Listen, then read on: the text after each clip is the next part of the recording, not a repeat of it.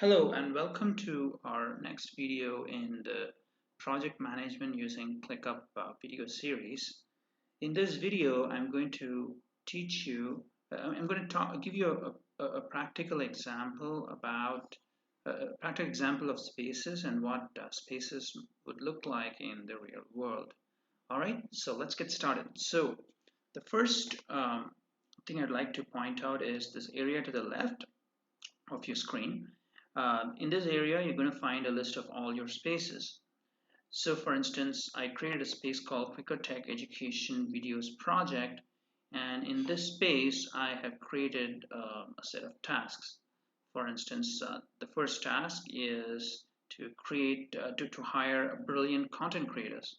And this is under a list called phase 1 strategy. Okay, so I've taken so I've created a task like this, and I also created another task called plan the creation. So these are the two tasks under phase 1 strategy.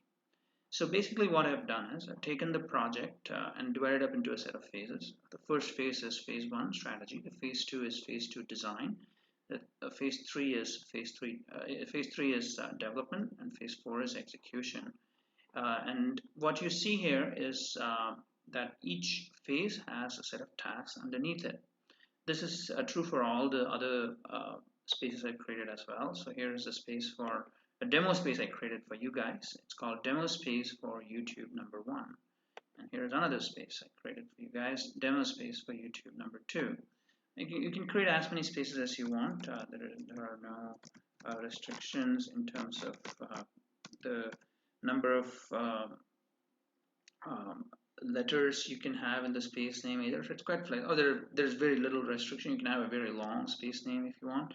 I've generally not run into the limit.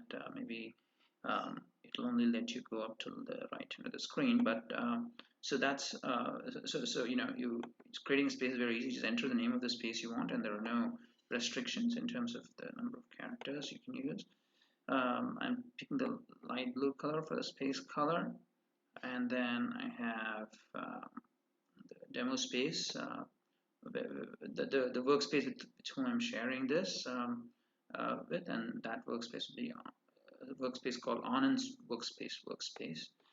And then you can set all the task statuses you want for the space and create new ones if you want.